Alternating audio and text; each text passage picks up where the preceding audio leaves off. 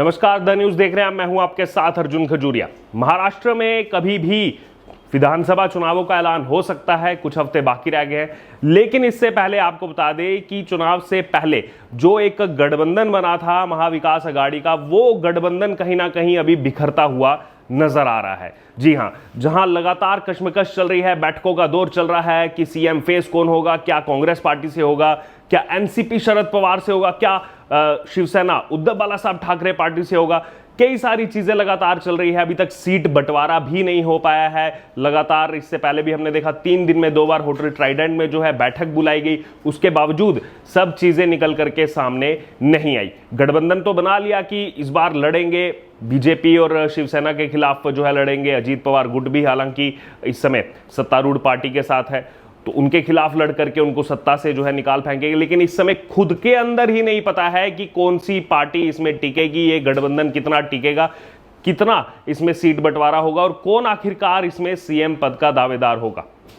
क्योंकि लगातार जिस हिसाब से चीजें चल रही हैं, अभी तक जैसे मुंबई की खबरें आ रही थी कि मुंबई की 36 सीटों को लेकर के लड़ाई चल रही है कि 25 सीटों पर उसमें खुद उद्धव ठाकरे लड़ना चाहते हैं। कांग्रेस चाह रही है कि 15 से 20 सीटों पर वो लड़े। कुल 36 सीटें, 8 से 9 सीटों पर खुद शरद पवार की पार्टी लड़ना चाह रही है। इन्हीं सबके बीच में कांग्रेस ने एक और शिगुफा मार्केट में छोड़ दिया। जी हां, कांग्रेस ने एक अपना इंटरनल सर्वे जारी कर दिया और उस इंटरनल सर्वे में अपने को सबसे ज्यादा सीटें दे दी। और इसके बाद जो है उस इंटरनल सर्वे के बाद नाराजगी जो है वो देखी जा रही है इस समय जो एनसीपी शरद पवार है और साथ साथ उद्धव ठाकरे की जो पार्टी है। क्योंकि आपको बता दें, इंटरनल सर्वे के जो आंकड़े हैं इसके मुताबिक कांग्रेस तो मान चुकी है कि हम ही सबसे बड़ी पार्टी है। केवल गठबंधन, विपक्षी गठबंधन में ही नहीं, वो तो बीजेपी से भी अपने आप को बहुत आगे ले जा चुकी है। वो पार्टी पिछली बार जिसका इतना खराब रिजल्ट रहा था, वो पार्टी अपने को आज सबसे ऊपर इसीलिए दिखा रही है ताकि ये जो गठबंधन है इसमें वो अपना दबदबा बनाया जा सके। और अब सवाल ये उठने लगे हैं इसी गठबंधन की तरफ से कि आखिरकार कब आपने ये सर्वे कराया, कहां पे आपने ये सर्वे किया, किसको आपने पूछा, किन लोगों के बीच में आप गए और आपने कैसे जो है अपने आप को दिखा दिया हम सबसे ऊपर हैं और बाकियों को सबसे नीचे दिखा दिया। तो अब देखिए यहां पर ये आंकड़े एक मैं आपको दिखाना चाहता हूं। ये खुद कांग्रेस पार्टी ने जारी किए हैं, इंटरनल आंकड़ा है अभी, और इसमें कांग्रेस अपने आप को 85 सीट्स दे रही है 288 में से, और ये जीती हुई सीट्स है। 85 खुद को दे रही है।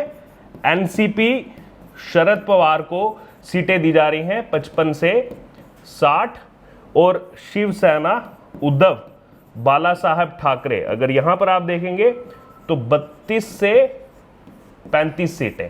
अब यहां पर पहले ये बताइए, ये कांग्रेस पार्टी ने ये सर्वे जारी किया है, 85 सीटें ये जीत रहे हैं। कितने में से जीत रहे हैं ये भी बता दीजिए कि आप जिन सीटों पर गए, आपका तो अभी तक सीट बंटवारा फाइनली नहीं हुआ है कि 288 सीटें हैं, उसमें से कांग्रेस कितने पर लड़ेगी, एनसीपी शरद पवार कितने पर लड़ेगी, शिवसेना उद्धव बालासाहब ठाकरे कितने पर लड़ेगी, या कोई फॉर्मूला आपने तय कर लिया कि 80-80-80 पर लड़ेगा। 80-80-80 पर लड़ रहे हो तो 85 कांग्रेस कैसे जीत गई?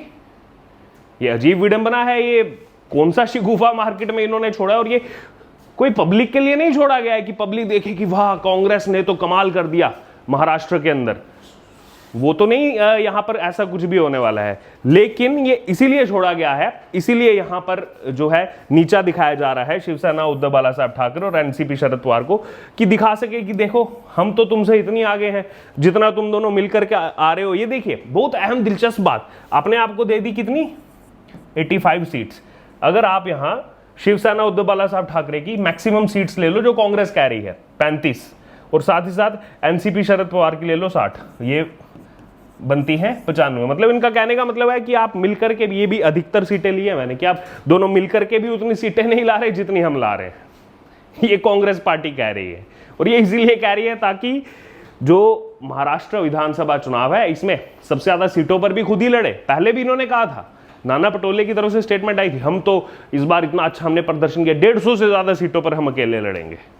अगर आप 150 से ज्यादा सीटों पर लड़ोगे तो शिवसेना उद्धव बालासाहब ठाकरे और एनसीपी शरद पवार गुट क्या करेंगे? वो बैठ करके ताली बजाएंगे क्या आपके लिए? केवल वो भी तो चुनाव लड़ने आए हैं चुनावी मैदान में।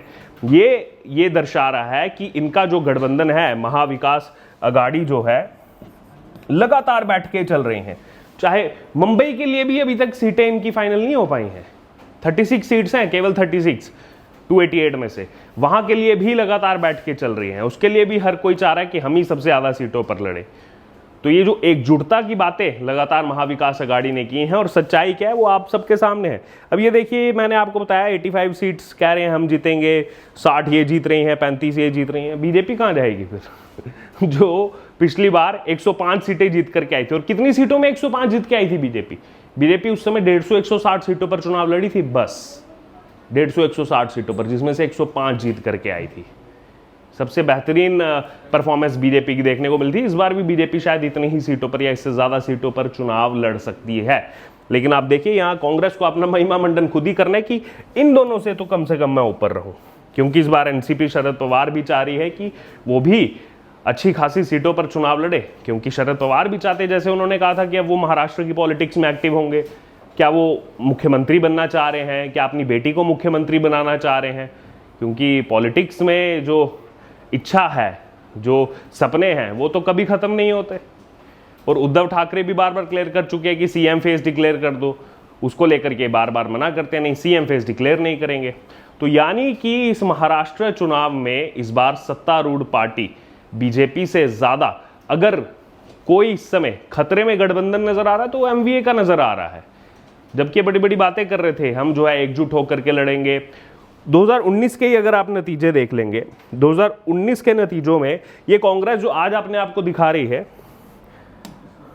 ये कांग्रेस आज अपने आप को इंटरनल सर्वे में 85 सीट्स लेकर कह रही है कि हम सबसे ऊपर रहेंगे, हमसे दूर दूर तक कोई है ही नहीं। उसके बाद 55-60 सीटें आएंगी, जिसकी भी आएंगी। इस कांग्रेस की सच्चाई मैं आपको बताना चाहता हूं। ये जो आज ये अपने मुख्यमंत्री पद के लिए कर रही है, सबसे ज्यादा सीटों पर चुनाव लड़ने के लिए कर रही है, इस कांग्रेस की सच्चाई ये है, 2019 का जो चुनाव हुआ था, यही कांग्रेस कौन से नंबर पर रही थी? चौथे नंबर पर रही थी। और सीटें कितनी जीती थी? 44 सीट्स जीती थी। 44 सीटों पर केवल चुनाव जीती थी। और लड़ी कितनी सीटों पर थी? 147 पर चुनाव लड़ी थी और जीती थी कितनी? 44। और यहीं आप बीजेपी को देख लोगे तो बीजेपी जीती थी 105 और इसी के आसपास 150 के आसपास ही सीटों पर बीजेपी ने चुनाव लड़ा था। लेकिन आज कांग्रेस दिखा रही है, देखो हम सबसे ऊपर है, और बीजेपी 55-60 पर आएगी। एनसीपी शरद पवार का भी कुछ नहीं है, वो भी 55 पर आएगी। शिवसेना उद्धव ठाकरे का भी कोई वर्चस्व नहीं है, वो तो केवल 32 सीटें जीतेगी। ये कांग्रेस पार्टी खुद कह रही है।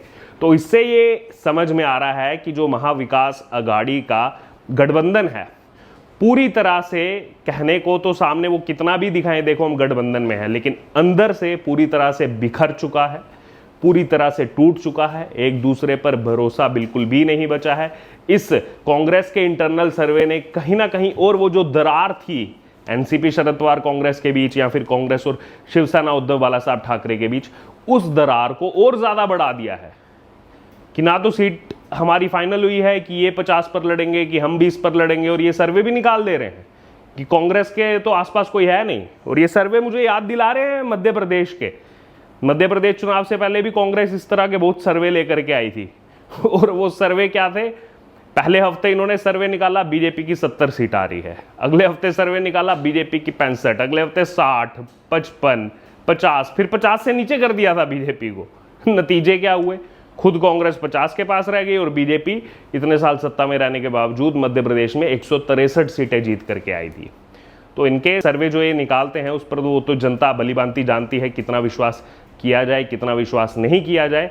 तो यहां पर अब देखना होगा कि ये सीट बंटवारों का तो फाइनल नहीं हो रहा है, लेकिन अब कांग्रेस के इस कदम के बाद आखिरकार क्या ये जो गठबंधन है ये सच में अब रहने वाला है या टूटने वाला है? कितने दिन का ये गठबंधन बाकी बचा है, इस पर अब जनता की नजरें टिकी हुई है, क्योंकि ये सर्वे तो केवल एक शिगुफा है, ये सीट्स तो केवल एक शिगुफा छोड़ा गया है कि हमें सबसे ज्यादा सीटें मिल जाएं, हमें सबसे ज्यादा जो है यहाँ पर सीटों पर चुनाव लड़े और सीएम पद भी जो है हमें मिल जाए।